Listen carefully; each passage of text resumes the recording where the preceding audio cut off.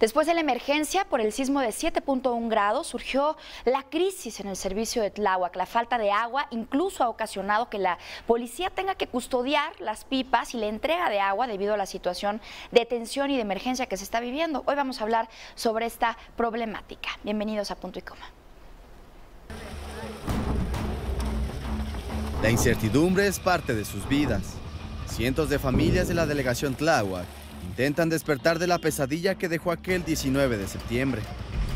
Han pasado 2 semanas, las carencias continúan y la ayuda parece no ser suficiente.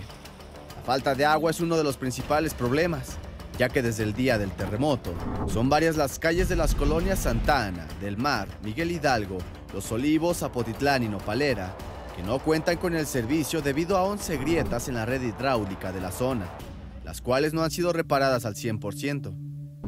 Es ahí donde la odisea comienza. Los afectados tienen que esperar horas en la calle, formados con cubetas o tambos, a que la pipa de la delegación pase cerca de su vivienda. Debemos nosotros estar viendo a dónde llega la pipa, a qué punto, para correr con nuestros tambos o cubetas, porque no nos dicen a tal punto va a llegar. O sea, nosotros tenemos que estar buscando para tener agua. Y es que de acuerdo con trabajadores de la delegación, diariamente se entrega un aproximado de 200,000 litros de agua. Que andamos elaborando somos más o menos como 20-25 pipas, de las cuales nos echamos aproximadamente 3 viajes diarios por pipa. Sin embargo, esta ayuda es insuficiente y algunos, cansados de esperar las pipas, consiguen agua por sus propios medios. Armados con un tinaco de plástico y una camioneta, acuden a los pozos cercanos para abastecerse, aunque en algunas ocasiones tienen que esperar hasta 3 horas para ser atendidos. Sí hay pipas, pero pues no se dan abasto y pues ya tengo como 3 días sin agua y pues venimos aquí a abastecernos. Pero la falta de agua no es lo peor en algunas zonas como la Colonia del Mar, donde también se quedaron sin drenaje. Aquí primero es el tubo de drenaje que se levantó, fue el que colapsó y se puso tubos nuevos. Estamos haciendo unos rellenos de capas de 20 centímetros para que tenga mejor consistencia. ¿Más o menos cuánto tiempo tarda esto? Pues considerándolo como 2 meses todavía. De esta forma, es como los pobladores de la delegación Tláhuac mantienen la esperanza para que la sequía termine en sus hogares. Para Imagen, Said Neri.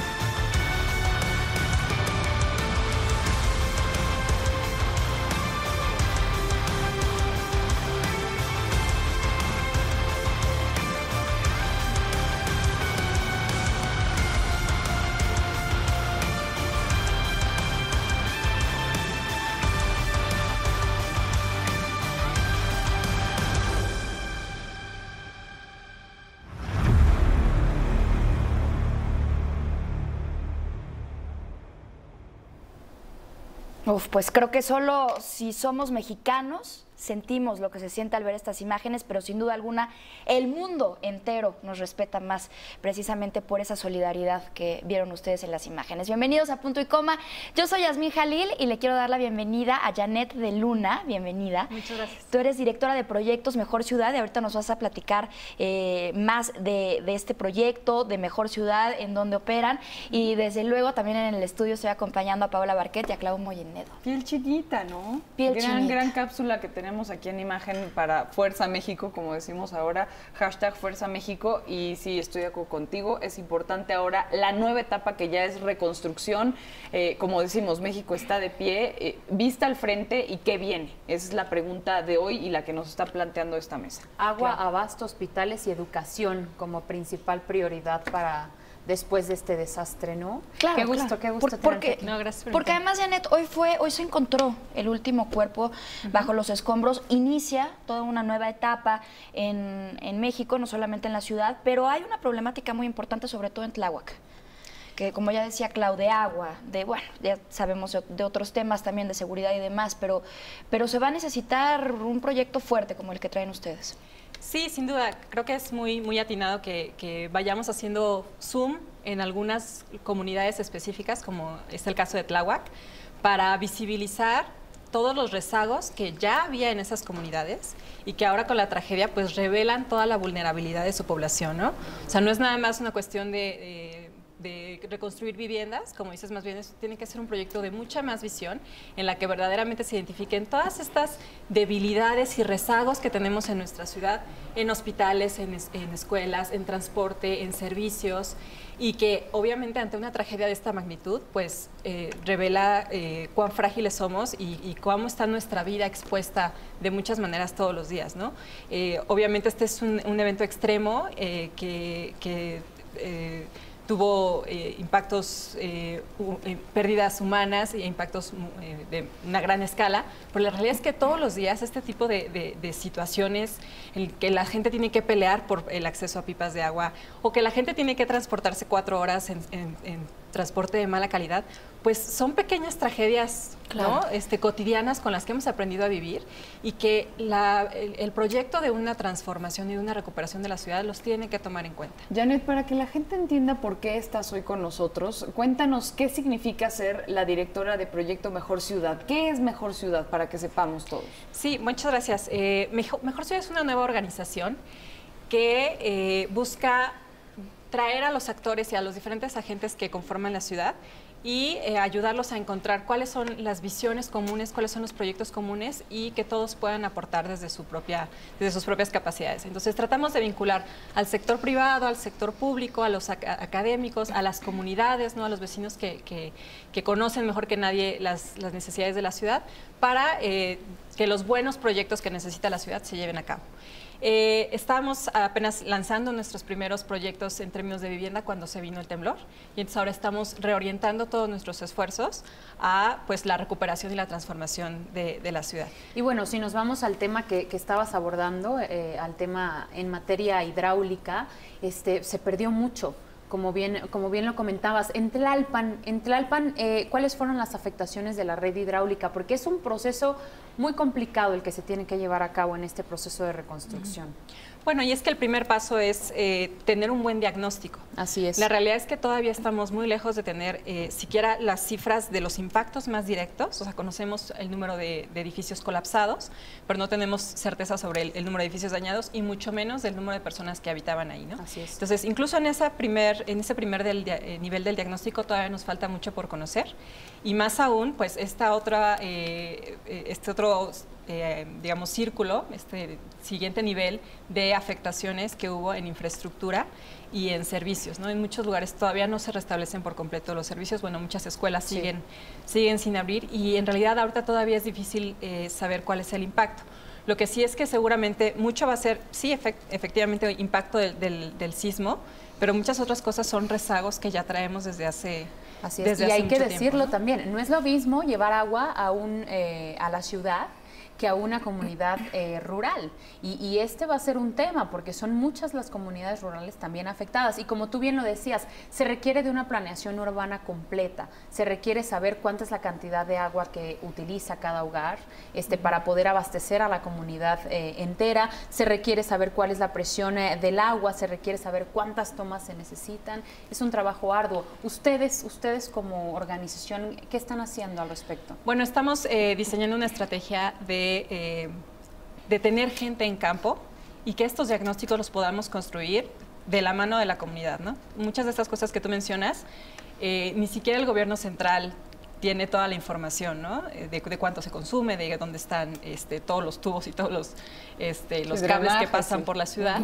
Y la comunidad es el primer punto de entrada, ¿no? De entender cómo funcionan y cómo han solucionado sus necesidades en el día a día con esta irregularidad que viven.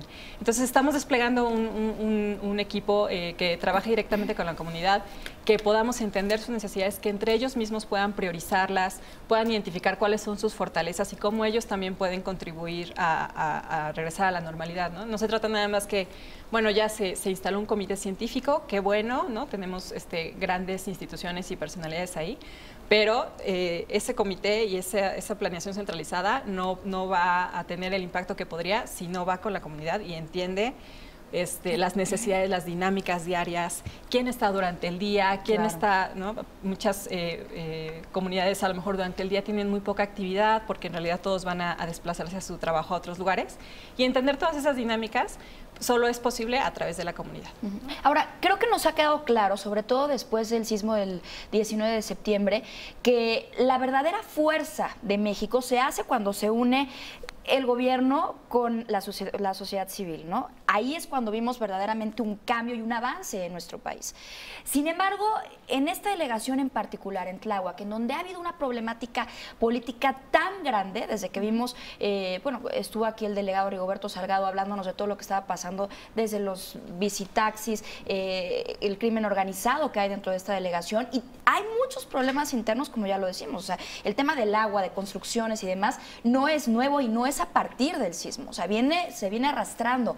Entonces, ¿qué problemáticas van a encontrar ustedes? Porque mucha gente diría, oye, hay un fondo en el Fonden de la Ciudad de México de 6.500 millones de pesos, que supuestamente es destinado para eso, ¿no? Entonces, ¿no tendría el gobierno que encargarse? Sí se necesita de la sociedad civil, de la comunidad, y si se meten, como sé que nos vamos a meter, ¿qué problemáticas y qué barreras vamos a encontrar junto con el gobierno? Bueno, yo creo que va a haber muchas, pero creo que una que es clave es la desconfianza. O sea, como tú dijiste, en los primeros días se vio, ¿no?, que solo a través de la participación social, también del sector privado y del gobierno, pues podemos hacer frente a estas situaciones. Pero creo que en esos días o en las primeras horas como que todos nos desbordamos a ayudar un poco, confiando, ¿no? O sea, sin tener total control de a dónde va mi donativo. Es que no cabía la desconfianza. No había o sea, forma, tenías que actuar y punto. Tenía que ir por delante un voto de confianza de Sí. que las organizaciones que estaban en campo iban a hacer buen uso de los donativos.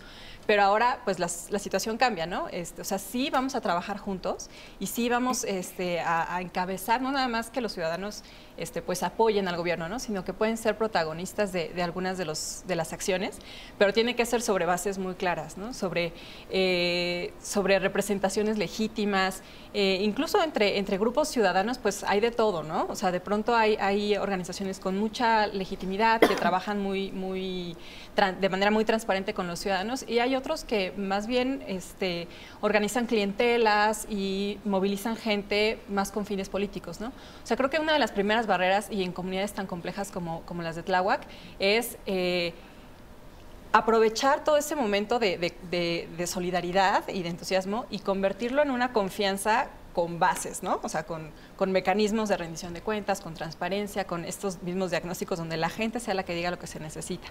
Si no superamos ese primer nivel, pues otros retos más, por ejemplo, de acceso físico, de cuestiones ambientales y geográficas de Tláhuac, pues ya son todavía más complicadas. Y en acciones permanentes también. Debemos de entender que no solamente es la tragedia la que nos tiene que motivar a ver por el bien de México, sino de manera permanente como bien lo decías, Jazz, en colaboración con las autoridades. Sí, de hecho estoy de acuerdo con lo que estás diciendo, porque lo hemos venido repitiendo día tras día en el programa y a lo largo también de nuestros propios noticiarios, que hay que seguir con la ayuda, pero es importante esto porque es el impulso, ¿no? O sea, el 19 de septiembre fue una crisis, una catástrofe que nos impulsó a todos y que ahora lo que todos decimos es justo, ¿no? El tema de los jóvenes agarraron a la ciudad y que ya no la suelten. No son los jóvenes y no es solo la ciudad, es todo, es México, ¿no? Es decir, sentir que ese impulso ya nos está llevando a todos y no nada más que, bueno, están todos colapsados los servicios y ahí se van a quedar, sino justamente proyectos como este que nos estás platicando, que ahorita que vayamos al corte y al regresar, que nos puedas platicar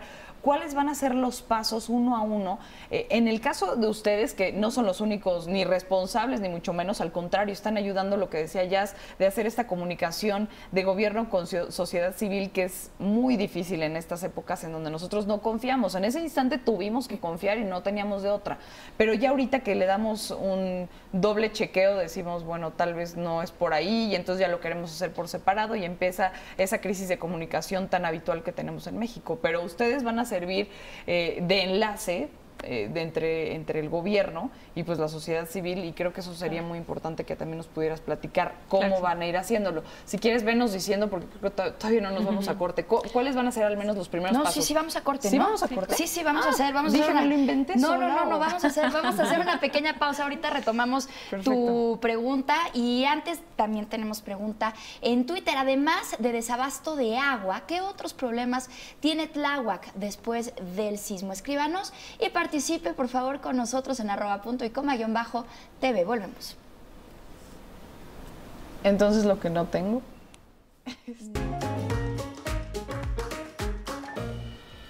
Estamos de regreso ya en Punto y Coma, y mire esto nada más, las imágenes lo dicen todo. Es la calle Camarón de la Colonia del Mar, esto en la delegación Tláhuac, y se partió por la mitad después del sismo registrado este martes. Esta grieta tiene una longitud más o menos de unos 250 metros, hasta 1 metro de ancho y 60 centímetros de profundidad.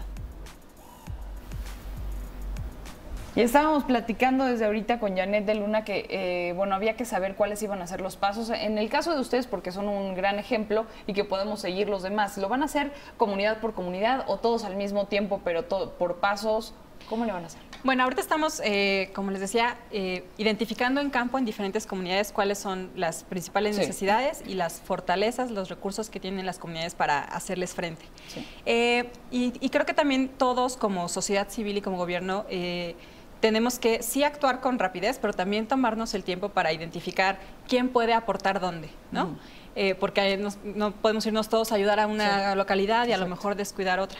Entonces, estamos identificando con el sector privado cuál es la mejor forma de canalizar recursos y donaciones que han manifestado interés de enfocarlas a estos temas, y al mismo tiempo con organizaciones sociales y con académicos, cómo podemos vigilar y asegurar el buen uso de esos recursos, ¿no? O sea, no se trata nada más de que si son recursos privados se pueden usar en lo que los donantes quieran, sino que pues tiene que hacer sentido para la ciudad y tiene que hacerse también con transparencia y rendición de cuentas, porque es dinero que se utiliza en la ciudad, en espacios públicos, en infraestructura pública, y si algo sale mal, pues alguien se tiene que hacer responsable, ¿no? Entonces queremos cuidar mucho que las donaciones y los apoyos que ahorita se han canalizado, pues estén bien enfocados y que además pues se comunique con mucha transparencia cuál es el impacto. Eso esperamos tenerlo articulado en las próximas semanas para entonces sí regresar a nuestro diagnóstico y priorizar cuáles son los temas en donde otros diferentes esfuerzos, tanto de gobierno como ciudadanos, pues no están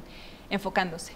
Y quisiera, pero nada más retomar algo que dijiste que es muy importante, de esto tiene que durar, ¿no? Sobre todo si estamos de cara a un año electoral, ¿no? O sea, sociedad civil tiene que asegurar la continuidad de muchos de estos proyectos y esfuerzos, ¿no?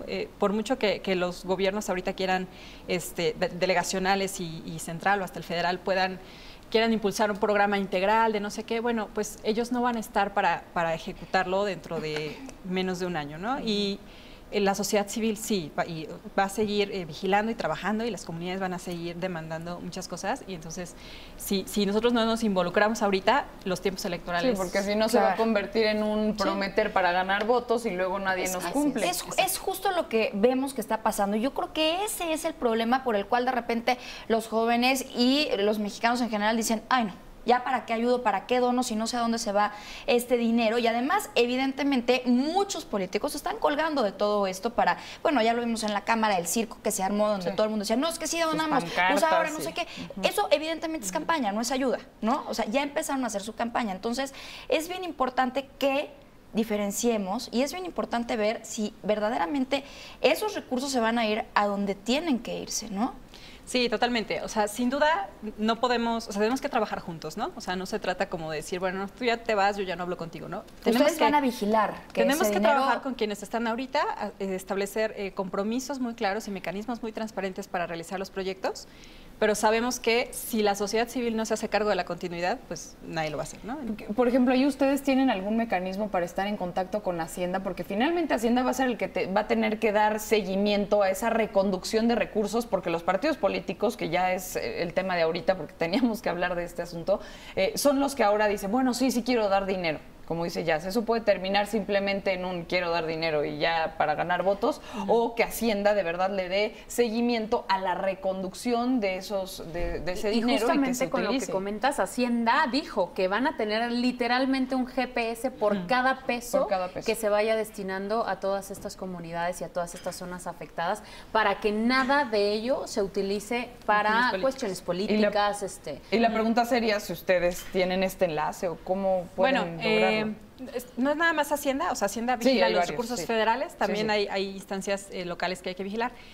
Nosotros somos parte del colectivo Epicentro, que sacó un comunicado en días recientes, en donde participan más de 32 organizaciones.